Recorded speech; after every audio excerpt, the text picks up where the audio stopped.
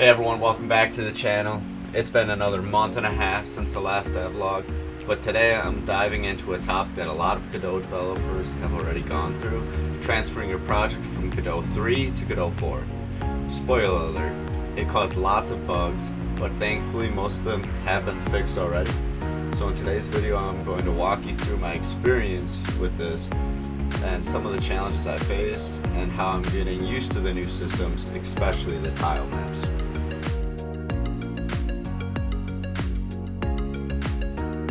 So, first things first, transferring from Godot 3 to 4 wasn't as simple as opening my old project into the new engine. You'll quickly notice that a lot of it has changed under the hood. Some scripts, especially ones tied to physics, broke almost immediately, and assets didn't always carry over cleanly. But I'll say that a lot of these issues were fixable with some tweaking and very quickly, but most of the errors came from changes in how Godot 4 handles certain functions and features, so once I started fixing the first few bugs, the rest were easier to troubleshoot. One of the bigger challenges I faced was adjusting to the new tile map system.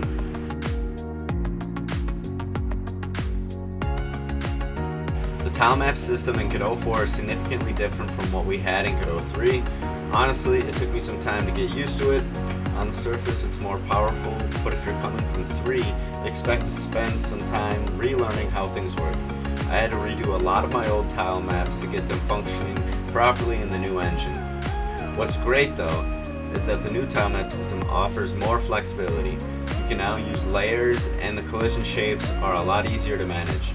I found that once I got the hang of it, it really streamlined the way I set up my levels. The biggest way it did this though was with instancing scenes. I didn't have to use the script anymore like I did in the past to instance scenes. Now you can just create scene collections within the tile maps, which makes it so much easier.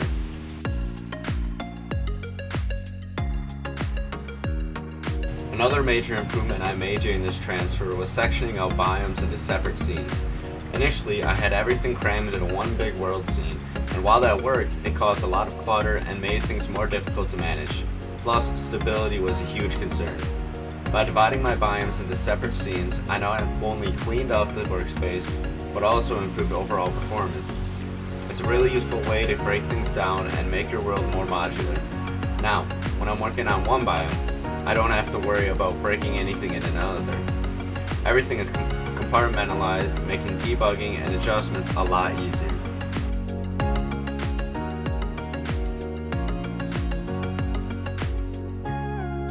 So, overall, the transfer from Godot 3 to Godot 4 has been challenging but really rewarding. The bugs that popped up were expected, but now that most of them are fixed, the project is running much more smoothly, and I've gained a lot of work from working with the new systems, especially tile maps and scene management for my biomes.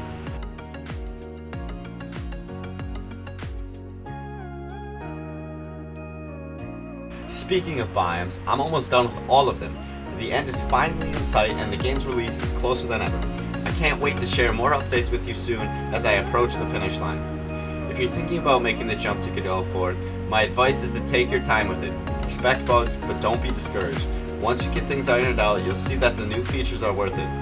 Thanks for watching, and if you enjoyed this video, don't forget to like, subscribe, and drop a comment below if you have any questions or tips about transitioning to Godot 4. And as always, this is RBC Mr. Rhodes, signing off for now.